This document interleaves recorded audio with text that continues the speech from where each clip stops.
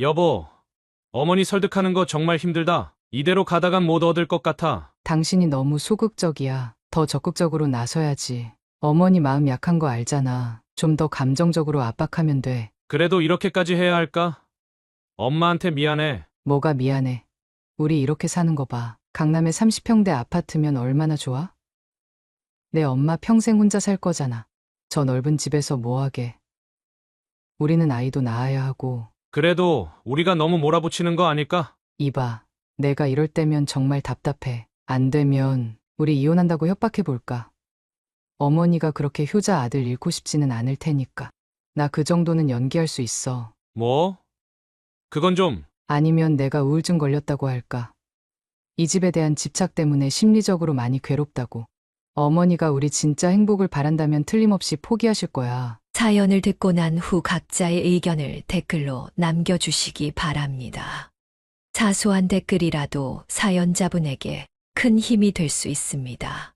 각색될 수 있고 사연자분의 입장에서 구성될 수 있습니다.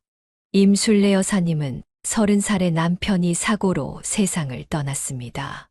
그녀는 남편의 죽음 소식을 들었을 때 마음 깊은 곳에서 마침내 해방됐다는 안도감이 밀려왔습니다.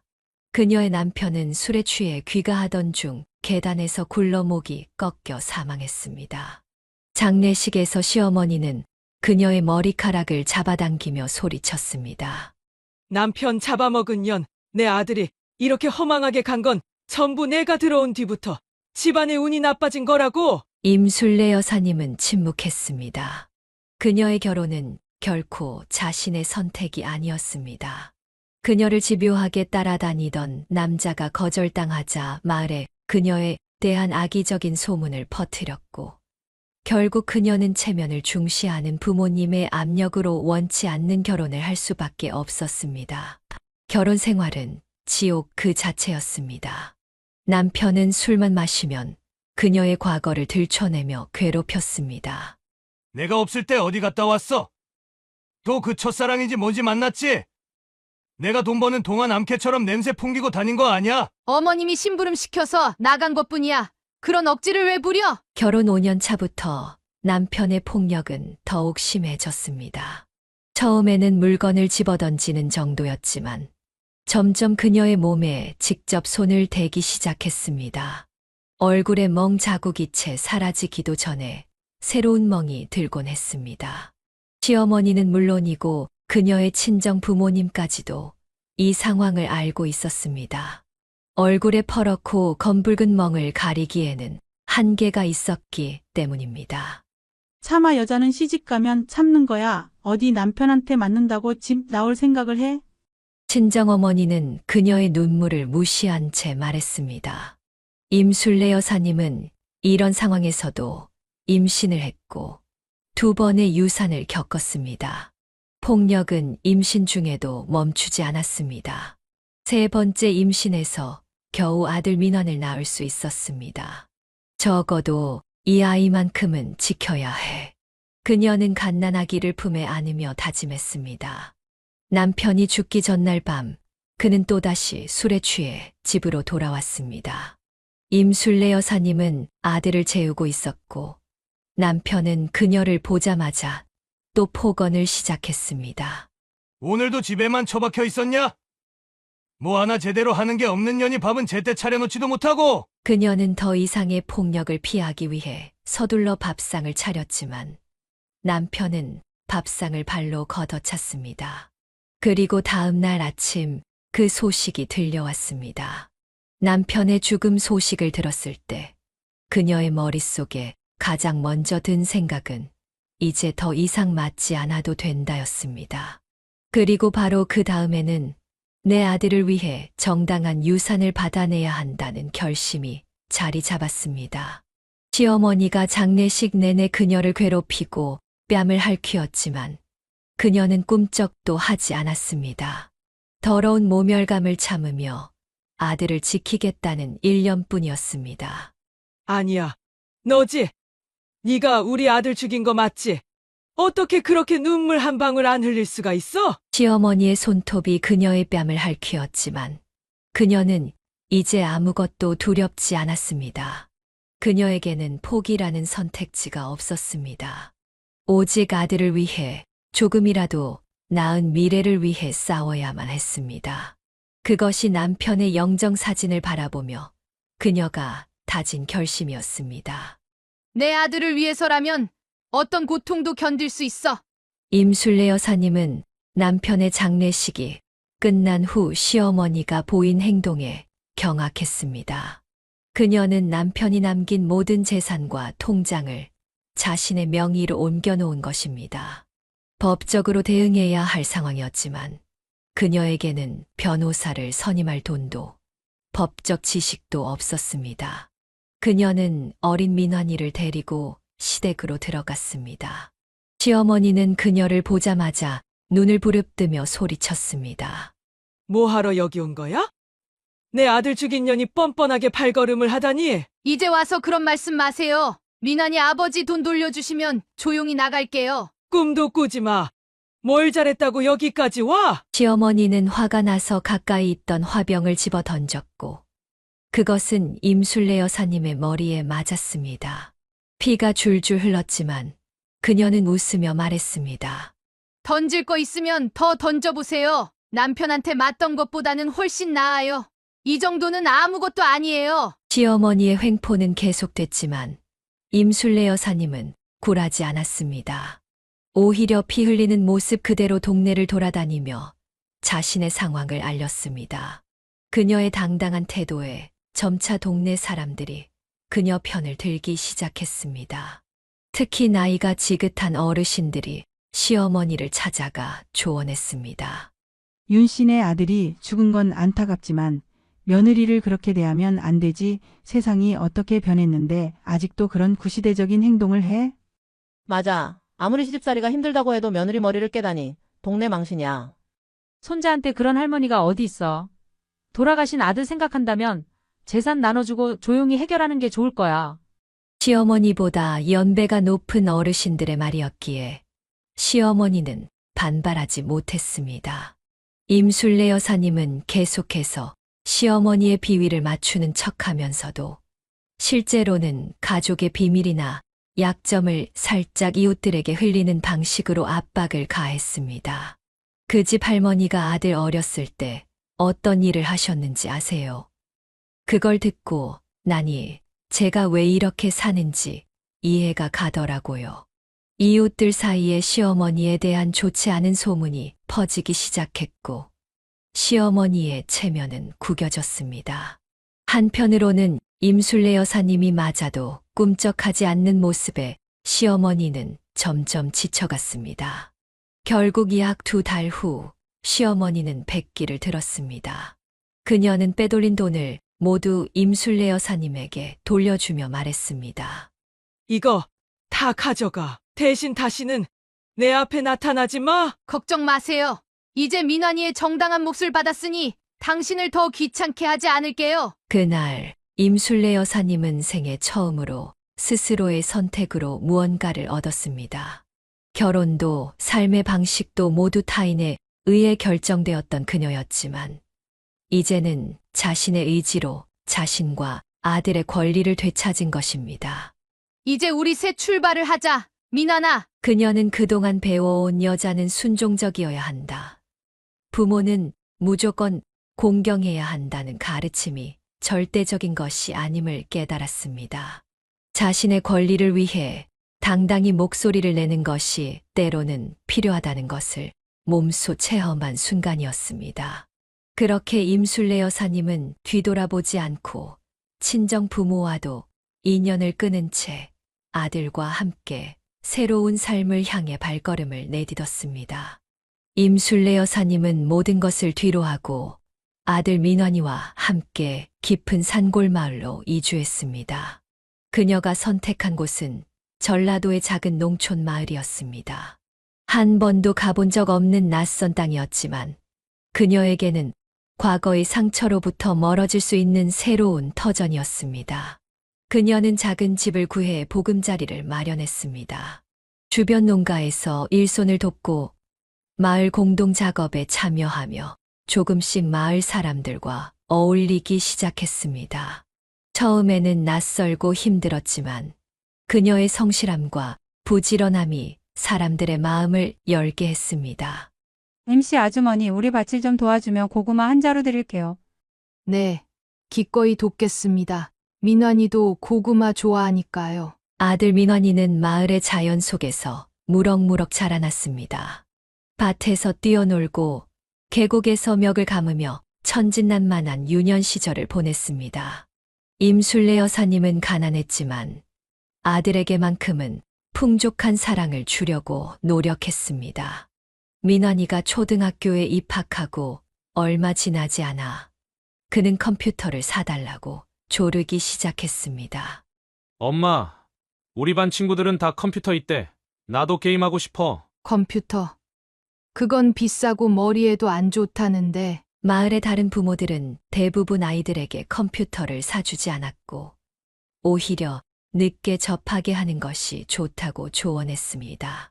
하지만 임술래 여사님은 아버지 없이 자라는 아들에게 부족함을 느끼게 하고 싶지 않았습니다. 알았어, 사줄게. 하지만 공부도 열심히 해야 한다. 그렇게 그녀는 무리해서 컴퓨터를 사주었고 이후로도 민환이가 원하는 휴대폰, 유행하는 옷, 장난감 등을 거의 거절하지 못했습니다. 어린 시절 자신이 원하는 것을 하나도 가질 수 없었던 기억이 그녀를 약하게 만들었습니다. 시간이 흐르면서 민환이는 점점 버릇없이 변해갔습니다. 중학생이 되자 시골 생활의 불만을 터뜨리기 시작했습니다. 엄마, 우리 이 총구석 좀 떠나자. 내 친구들 다 도시로 이사 갔어. 여기가 뭐가 나쁘니? 너 예전에는 여기 좋다고 했잖아. 그건 어렸을 때고, 이제 나도 컴퓨터 학원도 다니고 싶고, 제대로 된 학교 다니고 싶어. 여기 학교는 전교생이 몇 명밖에 안 돼. 이러다 나 대학 어떻게 가? 임술래 여사님은 마음이 흔들렸지만 이번만큼은 단호하게 거절했습니다. 지금은 안 돼. 엄마가 여기서 일자리를 잡았고, 우리 지금 형편으로는 도시에서 살 수 없어. 엄마 정말 이기적이다. 다른 부모들은 애들 교육 때문에 서울로 올라가는데, 엄마는 날 여기 붙잡아두려고만 해. 내가 여기서 평생 농사만 짓고 살라고? 민환의 반항은 점점 심해졌고 급기야 학교에서 사고를 치기 시작했습니다. 선생님에게 대들고 화분을 던져 창문을 깨트리는 일까지 벌어졌습니다. 학교에서는 경고만 하고 넘어갔지만 민환은 더 이상 학교에 가지 않겠다고 버텼습니다.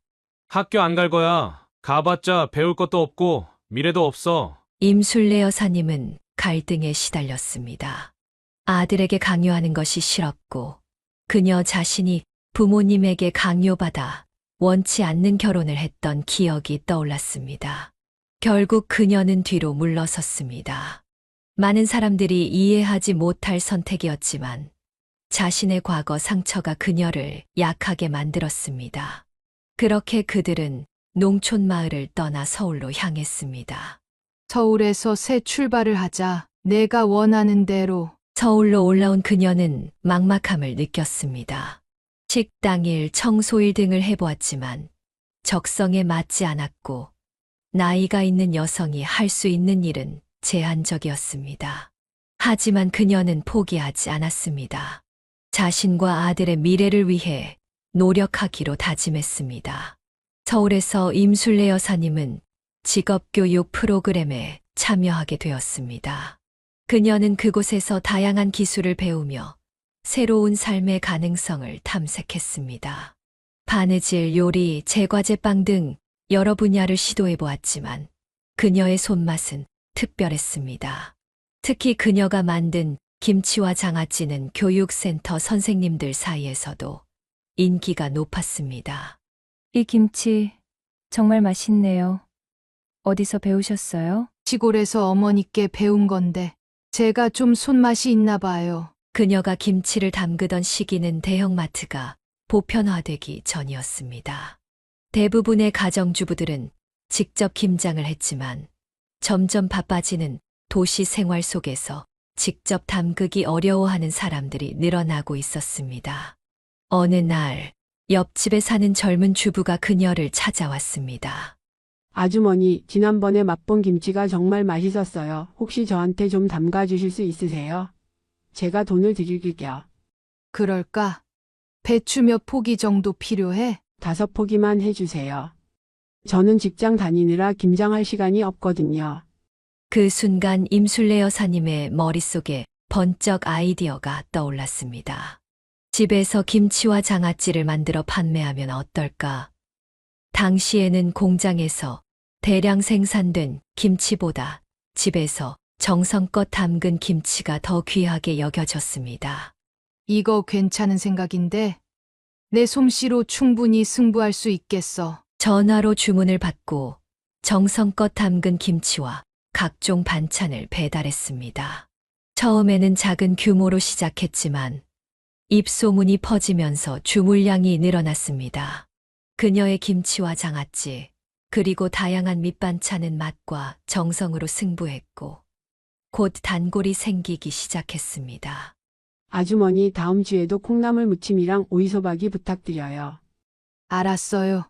이번엔 새로 담근 깨씹 장아찌도 한번 맛보세요. 사업이 번창하면서 그녀는 작은 가게를 임대했습니다.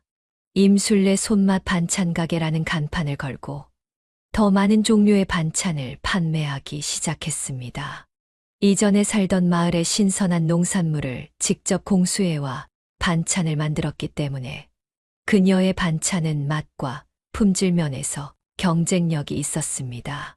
경제적 여유가 생기자 민원이는 더욱 버릇없이 행동하기 시작했습니다. 성인이 된 아들은 취업 대신 어머니에게 의존하는 모습을 보였습니다. 엄마, 나 차 좀 사줘. 다른 집 애들은 면허 따면 다 차 한 대씩 있던데. 뭐? 차는 무슨? 그거 사면 보험이랑 기름값도 많이 들어가. 내가 취직해서 벌면 사. 엄마 돈 잘 버는 반찬 가게 사장님이잖아. 뭐가 아까워서 그래? 사업이 안정적으로 성장하면서 임술래 여사님은 직원을 2명 고용했습니다. 김치와 장아찌를 담그는 일을 도와줄 인력이 필요했던 것입니다. 시간이 지나면서 그녀의 가게는 동네에서 유명한 맛집으로 자리 잡았고 백화점, 식품관에서도 입점 제안이 들어왔습니다. 임술래 씨, 우리 백화점 식품관에 들어오시면 어떨까요? 손님들이 정성 들인 반찬을 찾고 있거든요. 정말요? 제가 그런 기회를 받다니 감사합니다. 백화점 입점을 계기로 그녀의 사업은 더욱 번창했습니다. 마을에서 공수해 오던 농산물의 양이 늘어나면서 그녀는 전에 살던 마을 사람들에게도 안정적인 수입원을 제공하게 되었습니다. 그녀의 성공은 본인뿐만 아니라 주변 사람들에게도 긍정적인 영향을 미쳤습니다. 그러나 경제적 여유가 생기자 당시 취업 준비생이던 민원이는 더욱 나태해졌습니다. 그는 어머니의 사업을 자신의 백업 플랜으로 여기는 듯 했습니다. 취업 안 되면 엄마 가게 물려받으면 되지 뭐. 반찬 만드는 거 얼마나 어려워. 임술래 여사님은 아들의 태도에 마음이 아팠지만 끝까지 희망을 놓지 않았습니다. 그녀는 자신의 사업을 통해 경제적 독립을 이루었고 이제는 아들도 자신의 길을 찾기를 바랐습니다. 임술래 여사님은 어르고 달래서 민원이를 서울의 한 대학에 보냈습니다. 남들보다 늦게 대학생이 된 민원은 졸업 후 대기업 입사라는 의외의 성과를 이루었습니다. 하지만 그의 취업 생활은 오래가지 못했습니다. 출근한 지 3일 만에 아무런 설명 없이 회사에 나가지 않았고 결국 해고되었습니다. 그날 아침 임술래 여사님은 출근 준비를 하지 않고 침대에 누워있는 아들을 발견했습니다. 민환아, 왜 아직도 누워있어? 회사 안 가? 민화는 이불을 뒤집었으며 대답했습니다. 거기 다니기 싫어. 상사가 꼰대라서 못 견디겠어. 사표 냈어. 뭐라고? 겨우 며칠 다녀보고 어떻게 그런 판단을 해? 적어도 한 달은 다녀봐야. 엄마는 그런 세계를 모르잖아. 요즘 세상이 어떤지 알아? 이 일을 시작으로 민환의 취업과 퇴사는 반복되었습니다.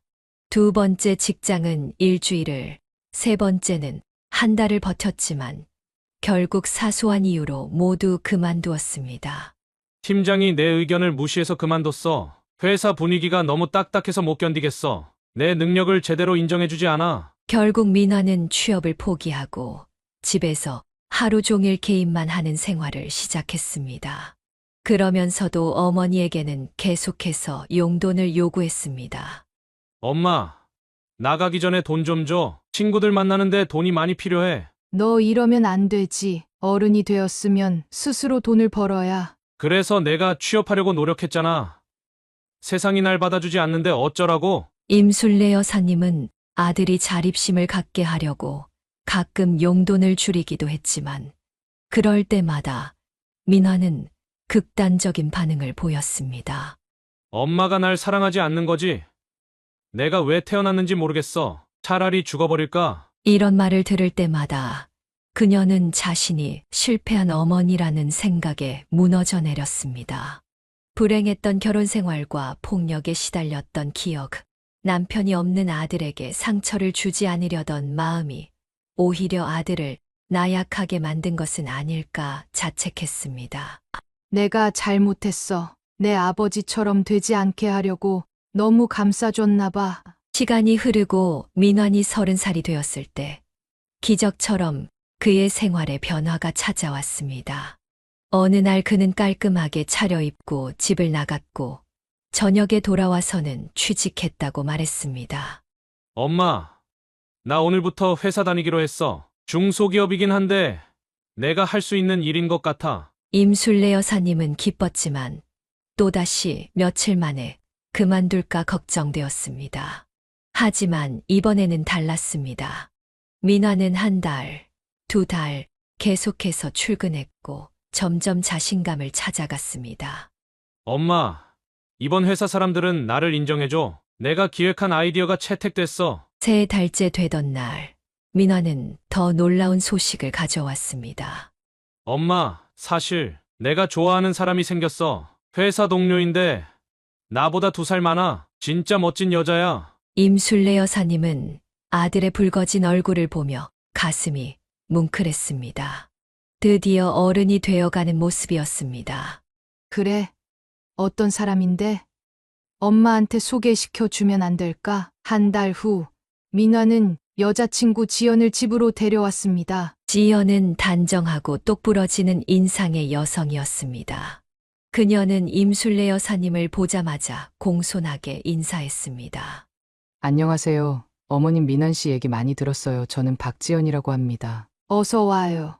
우리 민환이가 많이 챙겨주나요? 네, 정말 잘해줘요. 처음엔 좀 서툴렀지만 요즘은 정말 열심히 하는 모습이 감동적이에요. 지연은 회사에서 민환의 선배로 그를 많이 도와주고 이끌어 주었다고 했습니다. 그녀의 영향으로 민환은 점점 책임감 있는 사람으로 변해가고 있었습니다. 임술래 여사님은 지연이 너무 고마웠습니다. 저희 민환이가 많이 부족할 텐데 잘 봐주셔서 감사해요. 아니에요. 민환 씨는 정말 잠재력이 많은 사람이에요. 저보다 창의적인 아이디어가 많아서 회사에서도 인정받고 있어요. 그날 이후로 임술래 여사님은 지연이 자주 집에 오는 것을 환영했습니다. 그녀는 민환을 긍정적인 방향으로 이끌어 주었고 그의 생활 습관도 많이 개선되었습니다. 게임 시간은 줄고 책을 읽거나 미래를 계획하는 시간이 늘어났습니다. 6개월 후 민환은 어머니에게 중대한 발표를 했습니다.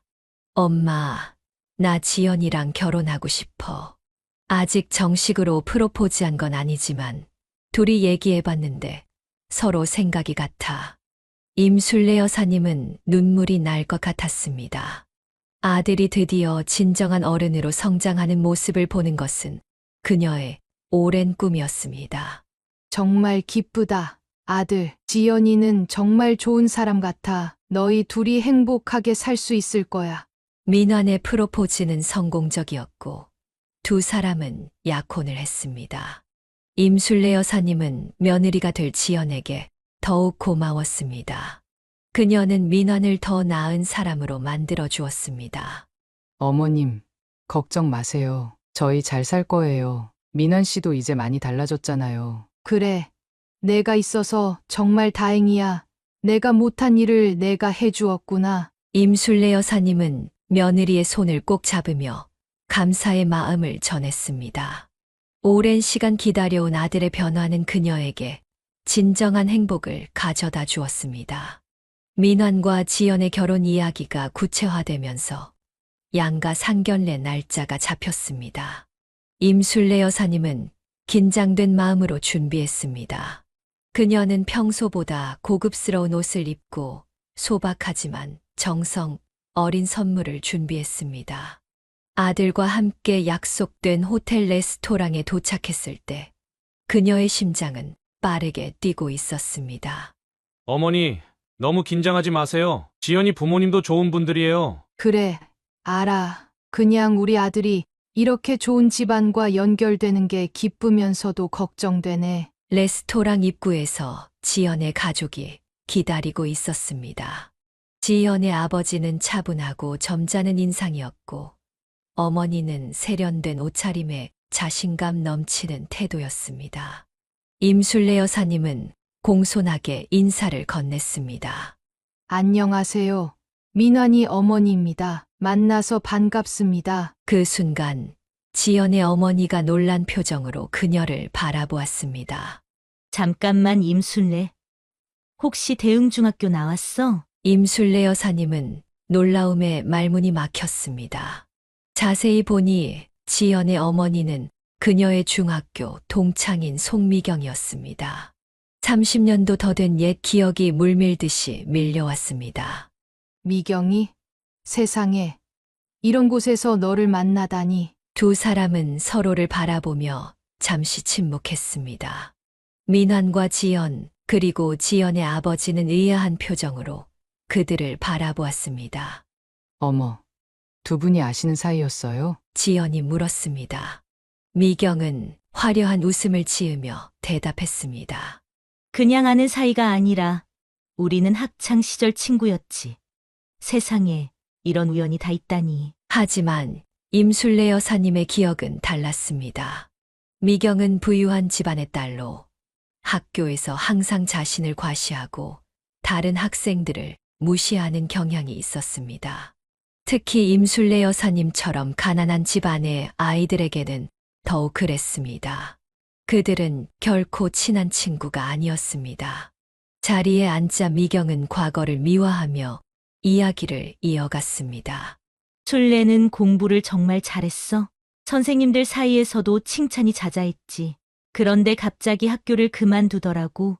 당시에 우리 모두 안타까워했어. 임술래 여사님은 억지 미소를 지었습니다. 사실 그녀가 학교를 그만둔 이유는 집안 형편 때문이었고, 그 당시 미경은 그녀의 처지를 조롱하기까지 했었습니다. 식사가 진행되는 동안 미경은 끊임없이 자신의 성공적인 결혼 생활과 남편의 사업, 그리고 호화로운 라이프 스타일에 대해 이야기했습니다. 우리는 강남에 살고 있어. 작년에는 제주도에 별장도 마련했지. 남편이 사업을 잘해서 덕분에 편하게 살고 있어. 술래는 어디 사는데? 나는 신림동에 살고 있어. 작은 반찬 가게를 운영하고 있지. 미경의 눈빛이 순간 변했습니다. 그녀의 표정에는 미묘한 우월감이 스쳤습니다. 아, 신림동. 거기 요즘 많이 발전했다던데. 반찬 가게. 그래. 내가 항상 손재주가 좋았지. 고생이 많겠네.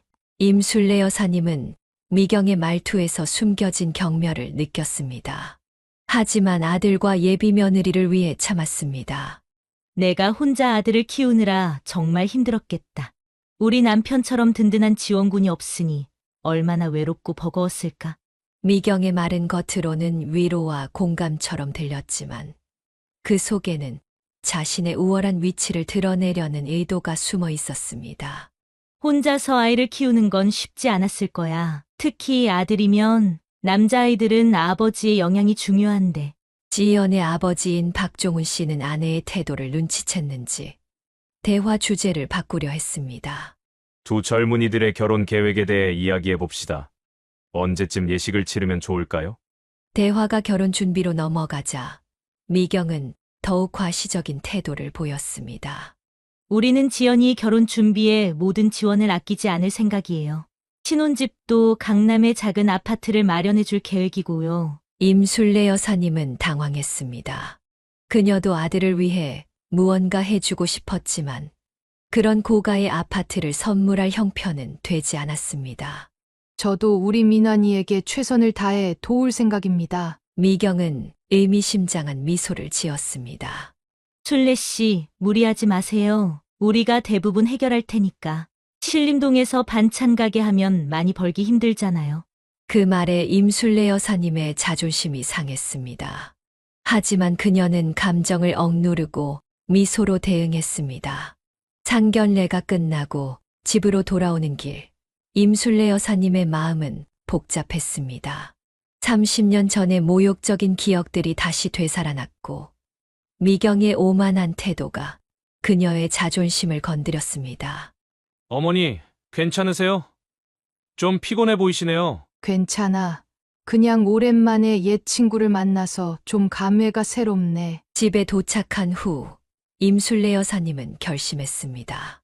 그녀는 미경에게 자신이 결코 무시당할 존재가 아님을 보여주고 싶었습니다.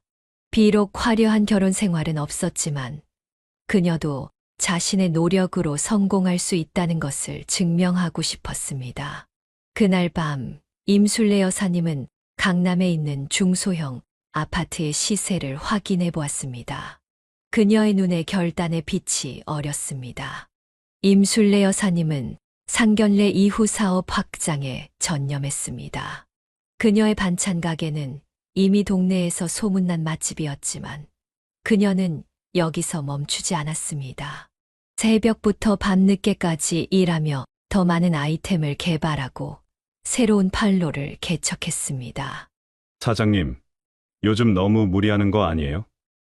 건강 챙기셔야죠. 단골 손님이 걱정스러운 눈빛으로 물었습니다.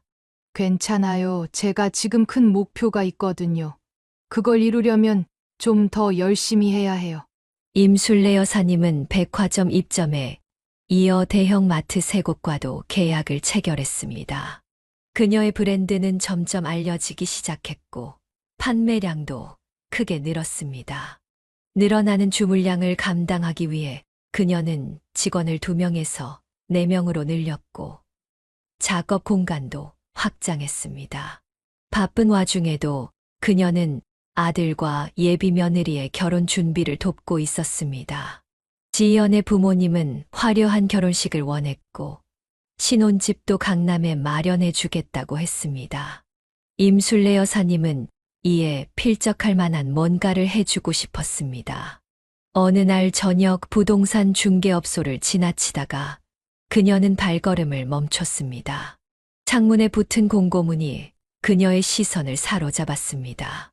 강남구 압구정동 아파트 경매 물건 시세보다 30% 저렴.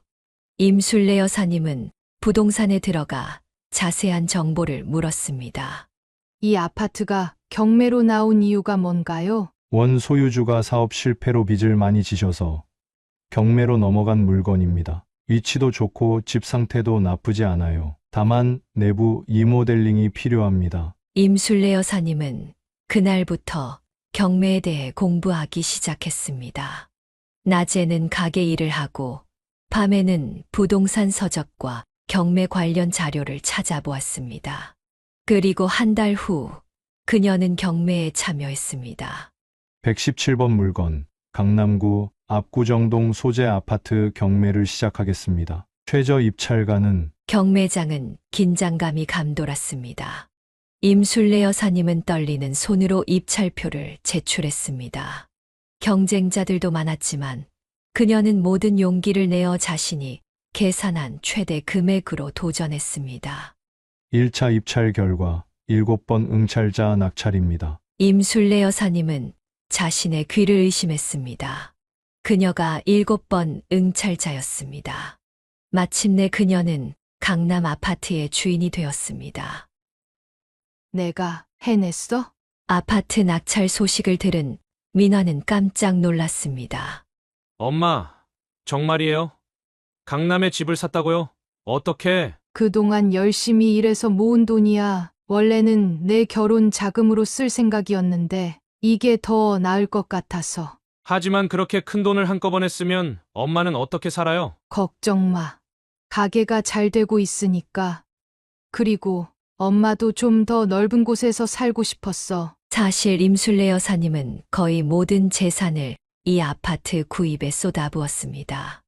은행 대출까지 받아서 간신히 구매할 수 있었지만 그녀에게는 미경에게 자신의 능력을 보여주고 싶은 마음이 컸습니다. 아파트 리모델링은 2개월이 걸렸습니다. 가게 운영과 리모델링 감독을 병행하느라 그녀는 쉴 틈이 없었습니다. 하지만 마침내 완성된 집을 보았을 때 그녀의 눈에는 뿌듯함이 가득했습니다. 임술래 여사님은 지연의 부모님과 몇몇 가까운 지인들을 집들이에 초대했습니다. 그 중에서도 특히 미경의 반응이 궁금했습니다. 집들이 당일 임술래 여사님은 정성스럽게 음식을 준비했습니다. 그녀의 손맛으로 만든 고급스러운 한정식은 그 어느 레스토랑에도 뒤지지 않았습니다. 초인종이 울리고 지연의 부모님이 도착했습니다. 미경은 현관에 들어서자마자 놀란 표정을 감추지 못했습니다. 세상의 술래, 여기가 내 집이야. 어떻게? 응. 지난달에 경매로 구했어. 좀 오래된 아파트지만 위치가 좋아서. 미경은 집안을 둘러보며 점점 더 당황한 표정을 지었습니다. 고급스러운 가구와 인테리어, 그리고 창밖으로 보이는 한강 전망까지 그녀의 상상을 뛰어넘는 수준이었습니다. 이걸 다 내가 혼자 마련한 거야? 혹시 대출? 물론 일부는 대출을 받았지만 대부분은 내가 모은 돈으로 샀어. 반찬 가게가 생각보다 잘 되거든. 미경의 표정이 묘하게 변했습니다. 부러움과 당혹감, 그리고 약간의 질투가 뒤섞인 듯 했습니다. 와인 한 잔 할래? 아니면 차가 좋을까? 임술래 여사님은 여유로운 모습으로 물었습니다. 와인으로 할게. 식사 시간 내내 미경은 어색한 표정을 감추지 못했습니다. 하지만 지연의 아버지인 박종훈 씨는 임술래 여사님의 성취를 진심으로 축하해 주었습니다. 정말 대단하십니다. 임 여사님 혼자서 사업도 성공시키고 이런 멋진 집도 마련하셨으니 우리 지연이가 좋은 시어머니를 만난 것 같아 다행입니다. 과찬이세요. 저는 그저 제 아들이 행복했으면 하는 바람뿐입니다. 식사가 끝나고 미경이 화장실에 간 사이 박종훈 씨는 임술래 여사님에게 작은 목소리로 말했습니다. 저희 아내가 가끔 말을 함부로 해서 죄송합니다. 사실 임 여사님 같은 분을 보면 많이 배워야 한다고 생각하는데. 아니에요. 신경 쓰지 마세요. 우리 아이들이 잘 지내는 게 중요하지요. 집들이가 끝나고 모두가 돌아간 후 임술래 여사님은 혼자 소파에 앉아 깊은 숨을 내쉬었습니다. 오랫동안 품어왔던 자존심의 상처가 조금은 아물어가는 느낌이었습니다. 내가 해냈어. 누구의 도움도 없이. 오직 내 힘으로. 그녀의 성취는 단순히 미경에게 보여주기 위한 것만은 아니었습니다. 그것은 자신을 위한 것이었고 자신의 능력을 증명하고 싶었던 오랜 갈망의 결실이었습니다. 그리고 이제 그녀는 아들의 결혼을 자신감 있게 맞이할 준비가 되어 있었습니다. 창밖으로 보이는 한강의 야경을 바라보며 임술래 여사님은 빙글에 미소를 지었습니다. 30살의 남편을 잃고 홀로 아들을 키워온 그녀의 인생 여정은 결코 순탄치 않았지만 이제 그녀는 자신의 길을 당당히 걸어가고 있었습니다. 임술래 여사님의 삶은 강남 아파트 구입 이후 조금씩 안정을 찾아가고 있었습니다. 사업도 순조롭게 확장되었고 아들 민환의 결혼도 무사히 치러졌습니다. 신혼부부는 지연의 부모님이 마련해준 강남의 작은 아파트에서 새 출발을 시작했습니다. 임술래 여사님은 가끔 그들을 방문하거나 두 사람을 자신의 집으로 초대하며 행복한 시간을 보냈습니다. 그러던 어느 날 저녁 늦게까지 가게 일을 마치고 집에 돌아온 임술래 여사님은 현관문 앞에서 누군가를 발견했습니다. 바로 그녀의 며느리 지연이었습니다. 지연아, 이 시간에 여긴 어쩐 일이야? 민환이는? 어머니, 혼자 왔어요. 해야 할 말이 있어서요. 임술래 여사님은 며느리를 안으로 들였습니다. 지연은 평소와 달리 다소 긴장한 표정이었습니다. 그들이 거실에 앉자 지연은 핸드백에서 종이 한 장을 꺼내 테이블 위에 올려놓았습니다. 어머니, 사실 제가 오늘 큰 부탁을 드리러 왔어요. 무슨 일인데? 민환이랑 무슨 일 있어? 아니요. 저희 사이는 괜찮아요. 다만, 지연은 잠시 망설이다가 말을 이었습니다. 어머니, 저희가 어머니 아파트에 살게 해주실 수 있을까요? 임술래 여사님은 당황했습니다. 뭐라고? 우리 집에서 살자고? 그런데 너희 집은? 사실 그 집이 너무 작아요. 민환 씨 회사도 여기서 가깝고 제 직장도 이쪽이라서 통근 시간도 절약되고요. 그리고 어머니는 가게 근처로 이사하시는 게 어떨까 싶어서요. 임술래 여사님은 잠시 말을 잃었습니다. 그녀가 온 힘을 다해 마련한 강남 아파트를 며느리가 달라는 것이었습니다.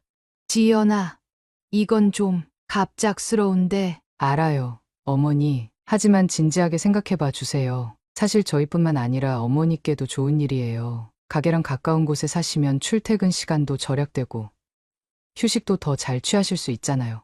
임술래 여사님은 속이 뒤틀렸습니다. 며느리의 제안은 합리적으로 들릴 수도 있었지만 그녀에게 이 아파트는 단순한 재산 이상의 의미를 가지고 있었습니다. 그것은 그녀의 자존심이자 온갖 고난을 이겨낸 증표였습니다. 내가 생각해 볼게. 하지만 지금 당장은 대답하기 어려워. 지연의 표정이 살짝 굳었습니다. 어머니, 솔직히 저희에게 정말 필요해요. 민환 씨도 전적으로 동의하고 있어요. 사실 오늘 아침에도 얘기했는데 어머니가 분명 이해해 주실 거라고. 그 말에 임술래 여사님은 배신감을 느꼈습니다. 아들이 자신과 먼저 상의하지 않고 며느리와 이런 계획을 세웠다는 사실이 그녀를 더욱 아프게 했습니다. 민환이가 그렇게 말했어? 네, 어머니가 저희를 얼마나 아끼시는지 알기 때문에 분명 허락해 주실 거라고 했어요. 집에 돌아간 지연 이후로 임술래 여사님은 며칠 동안 괴로워했습니다. 그러던 중 어느 날 민환이 찾아왔습니다. 엄마, 지연이가 말했죠? 우리 집 좀 바꿔 살자고. 그래. 내 아내가 와서 말하더구나. 엄마, 제발요. 저희에게 정말 중요한 일이에요. 지연이 회사에서 승진이 걸려 있는데 이 동네 주소지가 있으면 확실히 유리하대요. 그리고 저도 출근 시간이 훨씬 줄어들고요. 임술래 여사님은 아들의 눈을 똑바로 바라보았습니다. 이 집이 내게 어떤 의미인지 너는 알고 있니? 알아요, 엄마. 그래도 엄마가 항상 저한테 해주셨잖아요. 제가 원하는 건 늘 다 들어주셨잖아요. 그 말에 임술래 여사님은 가슴이 찢어지는 듯 했습니다. 아들이 그녀의 과거 양육 방식을 이용해 압박하고 있었습니다. 그 후로 민환과 지연은 꾸준히 압력을 가해왔습니다. 전화를 걸어 설득하기도 하고 직접 찾아와 애원하기도 했습니다. 임술래 여사님은 점점 흔들리기 시작했습니다. 내가 계속 거절하면 아들과 사이가 멀어질지도 몰라. 이 집보다 민환이가 더 중요한 건데. 그러나 운명은 그녀에게 예상치 못한 진실을 들려주었습니다. 어느 주말 오후 임술래 여사님은 민환과 지연을 만나기로 했습니다. 카페에 일찍 도착한 그녀는 두 사람이 아직 오지 않았음을 확인하고 조용히 자리에 앉았습니다. 그런데 바로 뒤 테이블에서 익숙한 목소리가 들려왔습니다. 여보, 어머니 설득하는 거 정말 힘들다. 이대로 가다간 못 얻을 것 같아. 민환의 목소리였습니다. 임술래 여사님은 얼어붙었습니다. 아들과 며느리가 그녀를 기다리며 미리 와 있었던 것입니다. 당신이 너무 소극적이야. 더 적극적으로 나서야지. 어머니 마음 약한 거 알잖아. 좀 더 감정적으로 압박하면 돼. 그래도 이렇게까지 해야 할까? 엄마한테 미안해. 뭐가 미안해. 우리 이렇게 사는 거 봐. 강남에 30평대 아파트면 얼마나 좋아? 내 엄마 평생 혼자 살 거잖아. 저 넓은 집에서 뭐 하게. 우리는 아이도 낳아야 하고. 임술래 여사님은 숨을 죽였습니다. 며느리의 차가운 계산이 느껴졌습니다. 그래도 우리가 너무 몰아붙이는 거 아닐까? 이봐, 내가 이럴 때면 정말 답답해. 안 되면 우리 이혼한다고 협박해 볼까? 어머니가 그렇게 효자 아들 잃고 싶지는 않을 테니까. 나 그 정도는 연기할 수 있어. 뭐? 그건 좀. 아니면 내가 우울증 걸렸다고 할까? 이 집에 대한 집착 때문에 심리적으로 많이 괴롭다고. 어머니가 우리 진짜 행복을 바란다면 틀림없이 포기하실 거야. 임술래 여사님의 손이 떨렸습니다. 그녀는 조용히 자리에서 일어나 카페를 빠져나왔습니다. 그녀의 눈에는 분노의 눈물이 맺혀 있었습니다. 집으로 돌아온 그녀는 창밖을 바라보며 깊은 생각에 잠겼습니다. 아들을 위해 평생을 희생해왔지만 이런 배신을 당하리라고는 생각하지 못했습니다. 그들의 계획적인 접근과 감정적 조작에 그녀는 깊은 상처를 입었습니다. 그래, 이제 알겠어. 내가 어떻게 해야 하는지. 임술래 여사님의 눈에서 결단의 빛이 어렸습니다. 그녀는 더 이상 희생양이 되지 않기로 마음먹었습니다. 임술래 여사님은 며칠간 깊은 생각에 잠겼습니다. 그녀가 아들과 며느리에게 해주었던 모든 것들이 머릿속을 스쳐 지나갔습니다. 결혼 선물로 준 외제차, 매달 보내던 생활비 지원, 명절 때마다 아낌없이 쥐어준 용돈까지. 모든 것이 당연한 줄 알고 착취해온 그들의 태도에 분노가 치밀었습니다. 이제 끝이다. 더 이상은 안 돼. 그녀는 단호하게 결심했습니다. 다음 날 아침 임술래 여사님은 중고차 매장으로 향했습니다. 이 차량 지금 팔려고 하는데 얼마나 받을 수 있을까요? 차량 상태가 좋네요. 외제차라 중고가도 꽤 나올 겁니다. 그날 오후 임술래 여사님은 아들이 타고 다니던 차를 매각했습니다. 그리고 그동안 매달 보내주던 생활비 지원도 중단하기로 결정했습니다. 어머니, 지금 뭐 하시는 거예요? 갑자기 차를 파셨다고요? 어떻게 저희와 상의도 없이. 지연이 격분해서 전화로 따져 물었습니다. 상해, 너희가 내 등 뒤에서 이혼 협박이나 우울증 연기 같은 걸 계획할 때는 나와 상의했니? 뭐라고요? 다 들었어. 카페에서 너희 둘이 나누던 대화. 내 집을 빼앗으려고 그런 치사한 계략을 꾸미다니. 정말 실망이구나. 전화 너머로 침묵이 흘렀습니다. 잠시 후 민환이 전화를 받았습니다. 엄마, 그건 오해예요. 우리가 어떻게? 오해. 내 입으로 직접 이혼 협박이라도 하겠다고 했잖아. 평생 너만 바라보고 살았는데 이게 내가 나한테 할 짓이니? 앞으로는 매달 주던 생활비도 끊을 거야. 스스로 벌어서 살아봐. 임술래 여사님의 단호한 태도에 민환과 지연은 당황했습니다. 그들은 서둘러 임술래 여사님의 집으로 찾아왔지만 그녀는 문을 열어주지 않았습니다. 이틀 후 아들 부부는 다시 찾아왔고 이번에는 임술래 여사님이 문을 열어주었습니다. 엄마, 왜 이러세요? 우리가 그렇게 잘못했어요? 민환이 소리쳤습니다. 잘못한 게 뭔지도 모르겠다는 거니? 내 평생 모은 돈으로 산 집을 너희가 빼앗으려 했잖아. 나한테 감정적인 협박까지 계획했다고. 지연은 당황한 기색이 역력했습니다.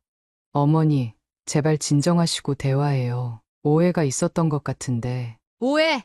내가 직접 들었어. 너희가 나를 속이려고 했던 모든 계획을. 임술래 여사님의 단호한 태도에 아들 부부는 무너져 내렸습니다. 그들의 계산은 완전히 빗나갔고 이제 그들은 모든 특혜를 잃게 될 위기에 처했습니다. 그러나 사태는 더욱 악화되었습니다. 다음 날 아침 지연의 어머니 미경이 임술래 여사님의 집을 찾아왔습니다. 그녀의 얼굴은 분노로 일그러져 있었습니다. 이게 무슨 짓이야? 우리 애들한테 이렇게 할 수 있어? 미경이 현관문을 두드리며 소리쳤습니다. 임술래 여사님은 겨우 문을 열었고 미경은 거실로 성큼성큼 들어왔습니다. 네가 대체 뭐라고 생각하는 거야? 갑자기 차도 팔고 돈줄도 끊고. 딸이 울면서 전화했다. 이게 시어머니가 할 짓이냐? 내 딸이 내 집을 빼앗으려고 온갖 계략을 꾸미는 게 며느리가 할 짓이냐? 미경의 눈이 커졌습니다. 무슨 소리야? 우리 지연이가 어떻게 네가 그동안 집도 못 사고 가난하게 살았으니까. 이제 와서 허세나 부리는 거 아니야? 뭐라고? 내가 집이 없어? 여기가 어딘 줄 알아? 이 아파트 얼마짜리인지 알아? 그래, 어디서 대출받아서 허세 부리는 거 다 알아, 술래.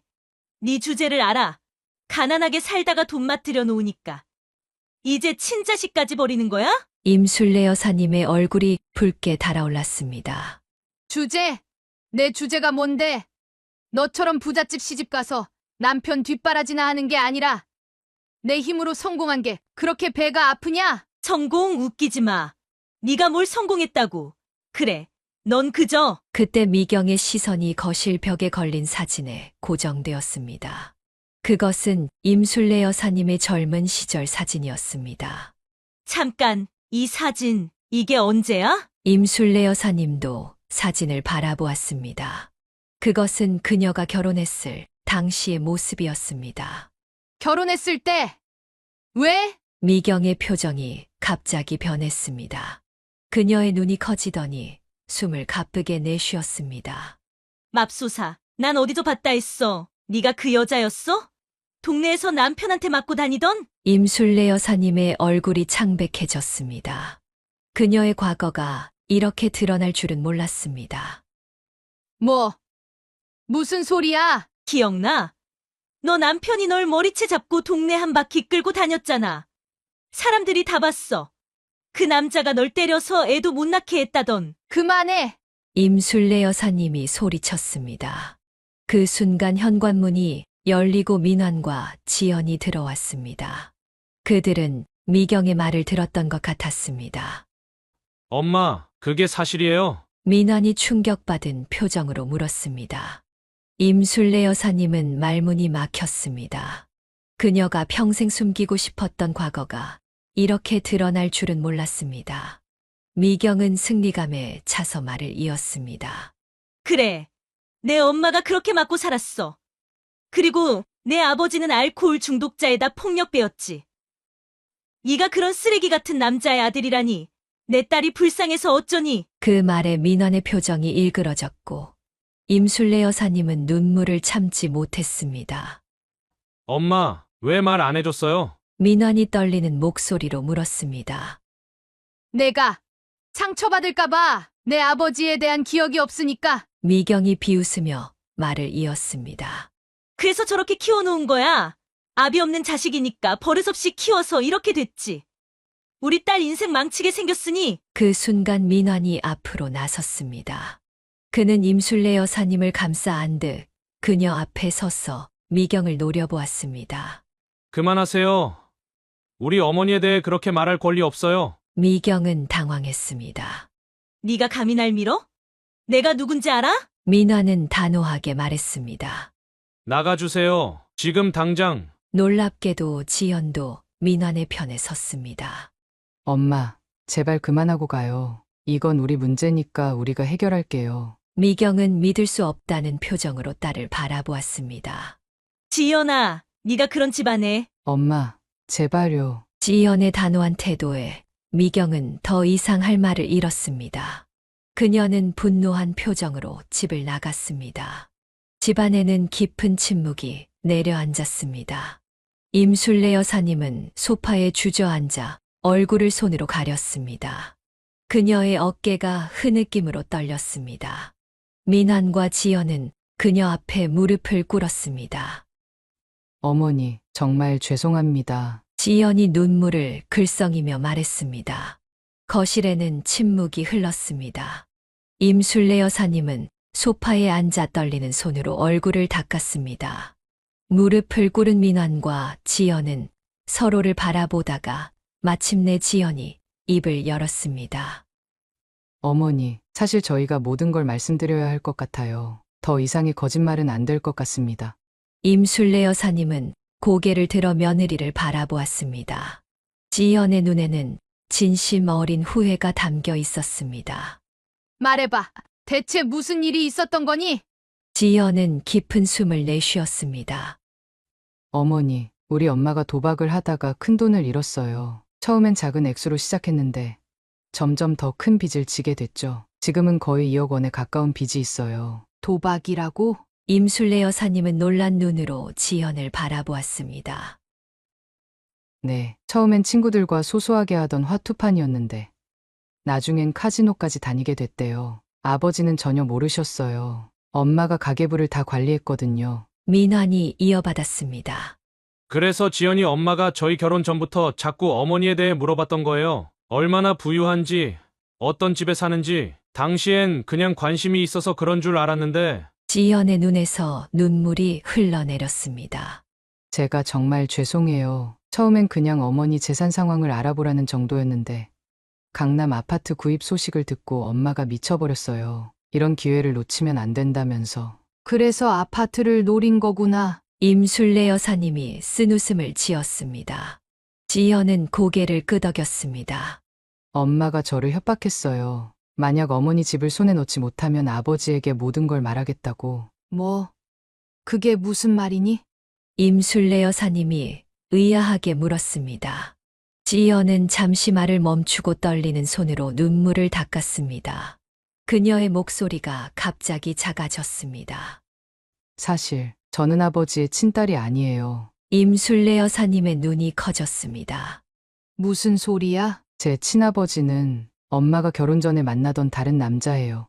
엄마는 그 사람과 헤어질 예정이었는데 임신 사실을 알게 됐고 급하게 아버지와 결혼했던 거죠. 민화는 충격받은 표정으로 지연을 바라보았습니다. 그도 이 이야기는 처음 듣는 것 같았습니다. 여보, 이건 나한테도 말 안 했잖아. 지연은 미안한 표정으로 민환을 바라보았습니다.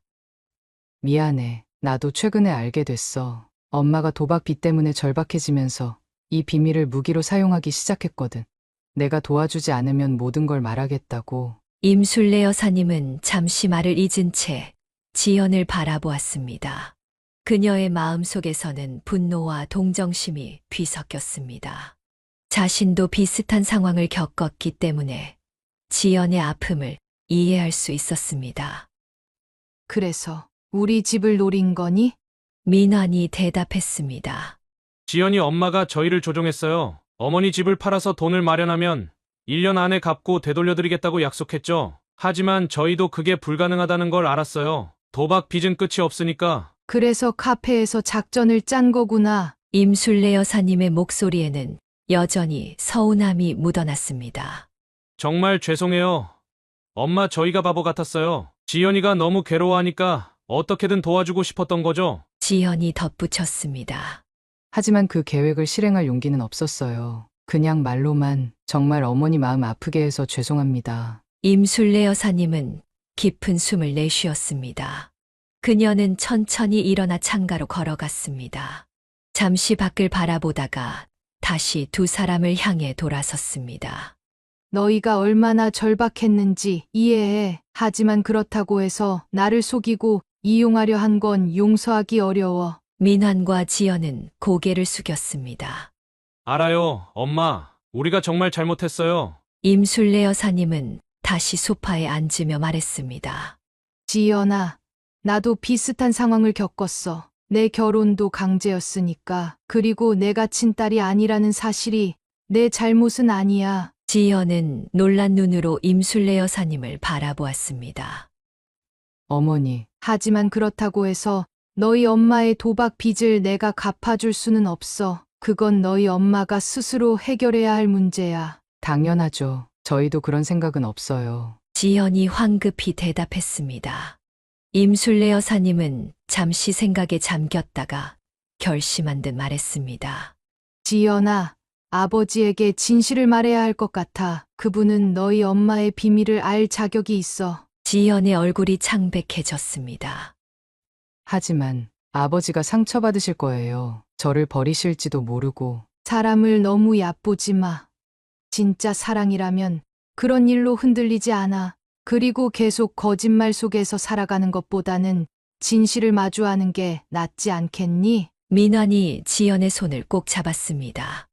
여보, 어머니 말씀이 맞아. 우리가 함께 할게. 진실을 말하고 나면 더 자유로워질 거야. 지연은 눈물을 흘리며 고개를 끄덕였습니다. 네, 아버지께 모든 걸 말씀드릴게요. 이제 더 이상의 거짓말은 없어요. 임술래 여사님은 조용히 일어나 부엌으로 향했습니다. 그녀는 차를 준비하며 깊은 생각에 잠겼습니다. 자신도 평생 숨겨온 비밀이 있었고 그것이 오늘 드러났습니다. 이제 그녀는 아들에게 자신의 과거를 제대로 설명해야 했습니다. 차를 들고 돌아온 그녀는 민환과 지연에게 건넸습니다. 이제 우리 모두 새로운 시작을 해야 할 것 같구나. 민환이 머뭇거리다가 물었습니다. 엄마, 아버지에 대해 말해줄 수 있어요? 저는 알 권리가 있잖아요. 임술래 여사님은 깊은 숨을 내쉬었습니다. 그녀는 30살에 겪었던 폭력과 고통, 그리고 해방의 순간까지 모든 이야기를 꺼내기 시작했습니다. 30년 이상 가슴에 묻어두었던 진실이 마침내 햇빛을 보게 된 순간이었습니다. 내 아버지는 내가 선택한 사람이 아니었어. 하지만 내가 그의 아들임을 부끄러워할 필요는 없어. 내가 어떤 사람이 되느냐는 내 선택에 달려 있으니까. 그날 밤 임술래 여사님의 집에서는 오랜 시간 세 사람의 이야기가 이어졌습니다. 아픔과 눈물 그리고 이해와 용서의 시간이었습니다. 서로의 상처를 알게 되면서 그들은 더 깊은 유대감을 형성해 갔습니다. 다음 날 지연은 떨리는 마음으로 아버지를 만나러 갔습니다. 민환이 함께 하겠다고 했지만 지연은 이것만큼은 혼자 해결해야 한다고 고집했습니다. 그녀는 카페에서 박종훈 씨를 기다리며 손톱을 긁적였습니다. 마침내 그가 들어오자 지연의 심장은 거의 멈출 것 같았습니다. 아버지, 오셨네요. 무슨 중요한 얘기가 있다고 해서 왔다. 무슨 일이야? 지연은 입술을 깨물었습니다. 어디서부터 시작해야 할지 막막했습니다. 아버지, 제가 정말 죄송한 말씀을 드려야 할 것 같아요. 박종훈 씨의 표정이 심각해졌습니다. 무슨 일인데 그렇게 심각해? 엄마가 도박을 하고 있어요. 큰 돈을 잃어서 빚이 많이 생겼어요. 박종훈 씨의 얼굴이 굳었습니다. 뭐라고? 너희 어머니가 도박을? 네, 그리고 더 말씀드려야 할 게 있어요. 제가 사실은 지연의 목소리가 떨렸습니다. 그녀는 눈물을 참으며 말을 이었습니다. 저는 아버지의 친딸이 아니에요. 엄마가 결혼 전에 다른 남자와의 사이에서 저를 가졌대요. 침묵이 내려앉았습니다. 지연은 고개를 숙인 채 아버지의 반응을 기다렸습니다. 그녀는 분노, 충격, 심지어 절연까지도 각오하고 있었습니다. 하지만 박종훈 씨의 반응은 완전히 예상 밖이었습니다. 그는 조용히 웃었습니다. 사실 나도 알고 있었어. 지연은 놀라서 고개를 들었습니다. 네. 아버지가 알고 계셨다고요? 박종훈 씨는 천천히 커피잔을 들었다가 내려놓았습니다. 내가 무정자증이란다. 결혼 초에 아이가 안 생겨서 병원에 가봤지. 의사가 내가 아이를 가질 수 없다고 했어. 그런데 왜 아무 말씀도 안 하셨어요? 내 어머니가 너를 임신했을 때 나는 이미 그 사실을 알고 있었어. 하지만 난 너희 어머니를 사랑했고 그 아이도 내 아이로 키우고 싶었지. 그래서 모른 척했던 거야. 지연의 눈에서 눈물이 흘러내렸습니다. 그럼 제가 태어났을 때부터 너는 언제나 내 딸이었어. 피가 중요한 게 아니라 함께 보낸 시간과 사랑이 중요한 거지.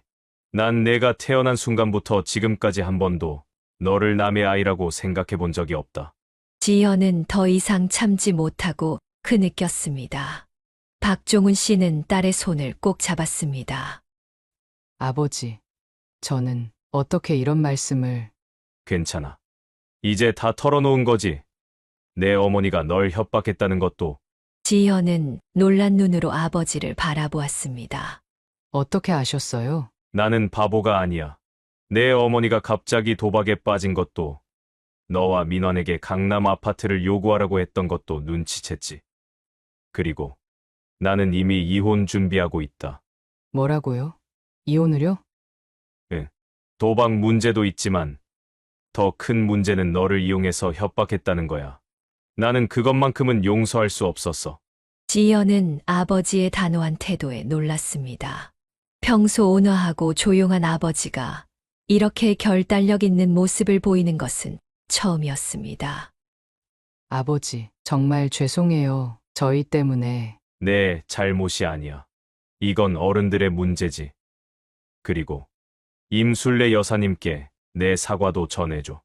우리 가족의 혼란에 그분까지 휘말리게 해서 미안하다고. 며칠 후 박종훈 씨는 직접 임술래 여사님을 찾아왔습니다. 그는 정중하게 고개를 숙이며 사과했습니다. 정말 죄송합니다. 임 여사님. 저희 가정사가 이렇게까지 번져서 선아 씨까지 상처받게 해드려 마음이 무겁습니다. 임술래 여사님은 따뜻한 미소로 그를 맞이했습니다. 괜찮아요. 가족이란 게 다 이런 거죠. 때로는 상처도 주고받지만 결국은 서로를 이해하고 사랑하는 게 중요한 거니까요. 그날 이후 임술래 여사님과 민환, 지연, 그리고 박종훈 씨는 자주 만나게 되었습니다. 처음에는 어색했지만 점차 서로를 이해하고 받아들이는 관계로 발전해 갔습니다. 그들은 함께 식사도 하고 명절도 함께 보내며 진정한 가족이 되어 갔습니다. 1년 후 지연이 임신했다는 소식에 모두가 기뻐했습니다. 임술래 여사님은 예비 할머니로서 설렘과 기대에 부풀었습니다. 우리 민환이 아빠 되는 거 봐. 세월이 정말 빠르네. 박종훈 씨도 예비 할아버지로서 무척 들떠 있었습니다. 저희 집에 아기 방 하나 꾸며놨어요. 가끔 손주 보러 오세요. 임 여사님. 두 사람이 손주 이야기에 한창일 때 민환이 조심스럽게 제안했습니다. 엄마, 우리 집 근처로 이사 오면 어때요? 아기가 태어나면 엄마가 가까이 있으면 정말 좋을 것 같은데. 임술래 여사님은 놀란 표정으로 아들을 바라보았습니다. 내가 이사를 강남 아파트 놔두고. 아니요. 그런 뜻이 아니라 그 집은 엄마 거고 우리는 그냥 가까운데 작은 집이라도 구해서 살면 좋을 것 같아서요. 임술래 여사님은 잠시 생각에 잠겼다가 미소를 지었습니다. 사실 나도 생각해 본 적 있어. 그 집이 너무 커서 혼자 살기에는 외롭더라고. 조금 더 작은 집으로 옮기는 것도 나쁘지 않을 것 같아. 민환과 지연의 눈이 반짝였습니다. 정말요? 그럼 우리 같이 집 알아볼까요? 그래. 같이 알아보자. 하지만 이번엔 정말로 같이 의논해서 결정하는 거야. 뒤에서 몰래 계획 세우는 거 없기. 모두가 웃음을 터뜨렸습니다. 과거의 상처는 여전히 그들 안에 있었지만 이제는 그것을 함께 웃을 수 있을 만큼 서로에 대한 이해와 신뢰가 쌓여 있었습니다. 임술래 여사님은 창밖을 바라보며 생각했습니다. 인생이란 참 예측할 수 없는 거구나. 30의 남편을 잃고 혼자 아들을 키우며 이렇게까지 올 줄 누가 알았을까. 그녀는 이제 진정한 가족의 의미를 알게 되었습니다. 그것은 피보다 더 진한 이해와 용서, 그리고 함께 나누는 시간과 사랑이었습니다. 임술래 여사님의 일상은 많이 달라졌습니다. 그녀는 아파트를 팔고 민환과 지연의 집 근처로 이사했습니다. 작지만 아늑한 집에서 손주를 돌보며 새로운 행복을 느끼고 있었습니다. 반찬 가게는 직원들에게 맡기고 일주일에 2번 정도만 들러 관리하는 정도로 줄였습니다. 그녀는 이제 자신의 시간을 더 소중히 여기게 되었습니다. 어느 가을 저녁 손주를 재운 후 임술래 여사님은 베란다에 앉아 차를 마시며 지난 세월을 돌아보았습니다. 바람이 살랑거리고 멀리서 들려오는 낙엽 소리가 그녀의 마음을 평온하게 만들었습니다. 어머니, 혼자 계시네요. 지연이 조용히 다가와 그녀 옆에 앉았습니다. 응. 그냥 생각 좀 하고 있었어. 무슨 생각을 그렇게 깊이 하고 계셨어요? 임술래 여사님은 잠시 미소를 지었습니다. 살면서 겪었던 일들, 그리고 거기서 배운 것들. 지연은 차분히 그녀의 말을 기다렸습니다. 임술래 여사님은 손에 든 찻잔을 내려놓고 말을 이었습니다. 내가 요즘 깨달은 게 있어. 사람은 진실을 감추면 결국 더 큰 상처를 받게 된다는 거야. 어떤 의미에서요? 내가 평생 민환이에게 그 아버지에 대한 진실을 숨겼잖아. 아이에게 상처 줄까봐. 그 아이가 자신의 뿌리를 부끄러워할까봐 두려웠던 거지. 하지만 그게 오히려 더 큰 상처가 됐어. 지연은 고개를 끄덕였습니다. 저도 비슷한 경험이 있죠. 아버지께 진실을 말하지 못해 괴로웠던 시간들. 맞아. 너도 진실을 숨기려다 내 어머니에게 이용당했고, 결국 진실은 언젠가는 드러나게 되어 있는 것 같아. 바람이 조금 더 세게 불었고 임술래 여사님은 가디건을 여미며 계속했습니다. 우리 민환이는 또 다른 문제가 있었지. 세상을 너무 쉽게 생각했어. 내가 평생 그 아이를 감싸주다 보니 현실의 냉혹함을 제대로 경험하지 못했던 거야. 그래도 이제는 많이 달라졌어요. 아이 아빠가 된다는 책임감 때문인지 요즘은 정말 열심히 일하고 있어요. 임술래 여사님은 따뜻한 눈빛으로 미소 지었습니다. 그래, 그게 얼마나 기쁜지 몰라. 사람은 다 자기 때가 있는 것 같아. 빨리 성숙하는 사람도 있고, 좀 더 시간이 필요한 사람도 있고. 잠시 침묵이 흘렀습니다. 멀리서 들려오는 자동차 소리와 도시의 소음이 그들의 대화 사이를 채웠습니다. 어머니, 혹시 예전에 그런 일을 겪으셨는데도 어떻게 그렇게 강하게 살아오실 수 있었어요? 임술래 여사님은 깊은 숨을 내쉬었습니다. 강하다기보다는 그냥 살아야 했던 거야. 특히 아이가 있으면 선택지가 없어. 무너질 여유도 없이 그저 앞으로 나아가야만 했지. 그래도 많은 사람들은 그런 상황에서 포기하거나 무너지기도 하잖아요. 나도 무너지고 싶은 순간이 수없이 많았어. 하지만 그럴 때마다 내가 이렇게 무너지면 민환이는 어떻게 되지? 하는 생각이 나를 다시 일으켜 세웠던 것 같아. 지연의 눈에 눈물이 글썽였습니다. 정말 대단하세요, 어머니. 대단한 게 아니라 그냥 엄마니까. 너도 이제 알게 될 거야. 아이를 위해서라면 상상도 못한 힘이 나오는 법이야. 임술래 여사님은 잠시 하늘을 올려다보았습니다. 별이 조금씩 보이기 시작했습니다. 내가 최근에 깨달은 또 하나의 진리는 진정한 사랑과 위로는 서로의 아픔을 숨기지 않고 마주할 때 시작된다는 거야.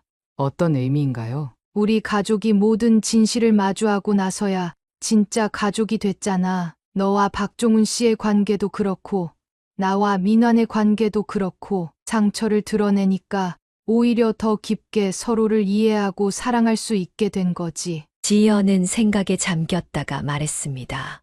그런데 어머니, 우리 아이는 어떻게 키워야 할까요? 저도 가끔 불안해요. 제가 좋은 엄마가 될 수 있을지. 임술래 여사님은 지연의 손을 따뜻하게 잡았습니다. 완벽한 부모는 없어. 우리는 다 실수하고 때로는 잘못된 선택을 하기도 해. 중요한 건 그 아이를 진심으로 있는 그대로 사랑해주는 거야. 그리고 솔직하게 소통하는 거지. 내가 민환이한테 가장 후회하는 건 솔직하지 못했던 거야. 솔직함이요. 그래. 진실이 때로는 아플 수 있어도 거짓말보다는 덜 해로워. 진실은 치유의 시작점이 될 수 있거든. 이야기를 나누는 동안 민환이 돌아왔습니다. 그는 조용히 베란다로 나와 두 사람의 대화에 합류했습니다. 무슨 심각한 이야기 중이야? 별거 아니야. 그냥 인생 이야기 좀 하고 있었어. 임술래 여사님이 대답했습니다. 민환은 어머니 옆에 앉으며 말했습니다. 엄마, 나 요즘 자주 생각해요. 만약 아버지가 살아계셨다면 어땠을까? 그리고 엄마가 그런 힘든 시간을 혼자 겪었다는 게 너무 미안해요. 임술래 여사님은 아들의 어깨를 토닥였습니다. 그런 생각하지 마. 내 아버지가 우리와 함께 했다면 우리는 아마 다른 사람들이 되어 있었을 거야. 더 행복했을지, 덜 행복했을지는 아무도 몰라. 중요한 건 지금 우리가 여기 함께 있다는 거지. 세 사람은 밤하늘을 바라보며 잠시 침묵했습니다. 그들의 마음속에는 각자의 상처와 아픔이 있었지만 이제는 그것을 함께 나누고 치유할 수 있는 진정한 가족이 되어 있었습니다. 임술래 여사님은 마음속으로 생각했습니다. 인생은 그런 거야. 우리가 계획한 대로 흘러가지 않아. 하지만 그 우여곡절 속에서도 결국 우리는 서로를 찾아내고 함께 성장해 가는 거지. 그녀는 손주의 사진이 담긴 액자를 바라보며 미소 지었습니다. 그녀의 삶은 결코 쉽지 않았지만 지금의 행복이 그 모든 고통을 같이 잊게 만들었습니다. 사연을 듣고 댓글을 남겨주시기 바랍니다. 사소한 의견일지라도 사연자분에게는 큰 힘이 됩니다. 노골적인 악성 댓글은 사연자분에게 상처가 될 수 있으니 삼가주시기 바랍니다.